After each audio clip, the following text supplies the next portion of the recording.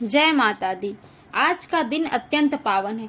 आज है चैत्र शुक्ल पक्ष की अष्टमी तिथि, जिसे महाअष्टमी के नाम से भी जाना जाता है।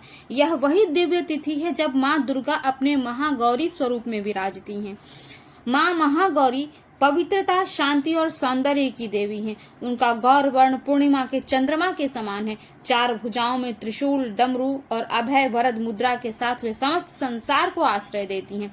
उनका वाहन है बैल और वस्त्र पूर्णतया शुभ्र है, निष्कलंक, एकदम धवल। इस दिन माँ की पूजा विधि पूर्वक करनी चाहिए। स्वच्छ वस्त्र धारण कर शुद्ध मन से माँ को सफेद पुष्प, कपूर, घी का दीपक और चना हलवा का भोग अर्पित कीजिए। ओम देवी महागौरी नमः इस मंत्र का जाप कीजिए। दुर्गा सप्तशती का पाठ कीजिए। देवी के स्तोत्रों का पाठ कीजिए। दुर्गा चालीसा का पाठ कीजिए। और अगर कुछ भी करना नहीं आता हो तो माँ को पुकारिए, माँ का स्मरण कीजिए, माँ से बातें कीजिए, माँ से अपने दुख कहिए, माँ से अपने मन की बात कहिए। माँ जगत धात्री, माँ जगत जननी आपकी प्रार्थना सुनेंगी और आपकी प्रार्थना सुनकर उस कष्ट को वो दूर भी करेंगी। बस आपकी श्रद्धा सच्ची होनी चाहिए, आपका भाव अच्छा होना चाहिए। बाकी जगत जननी माता जो सारे संसार का पालन करती है, संपूर्ण सृष्टि को चलाती हैं, वो अवश्य ही आपके दुख दूर करेंगी।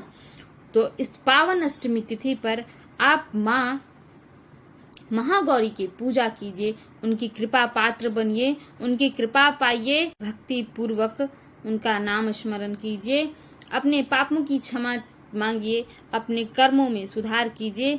एक बात तो तय है कि इस संसार में हम जो भी सह रहे हैं, जो भी कष्ट मिल रहे हैं, वो हमारे कर्मों का ही फल है।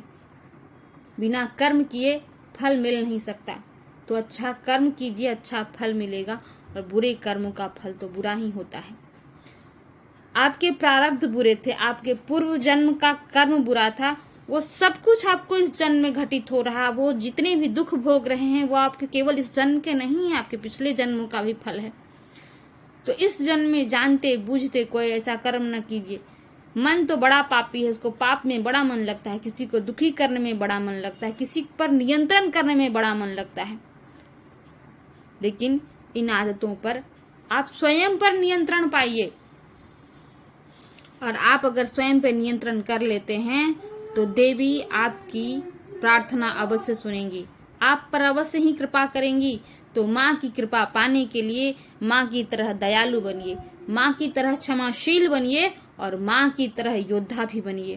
माँ सिद्धिदात्री आपका कल्याण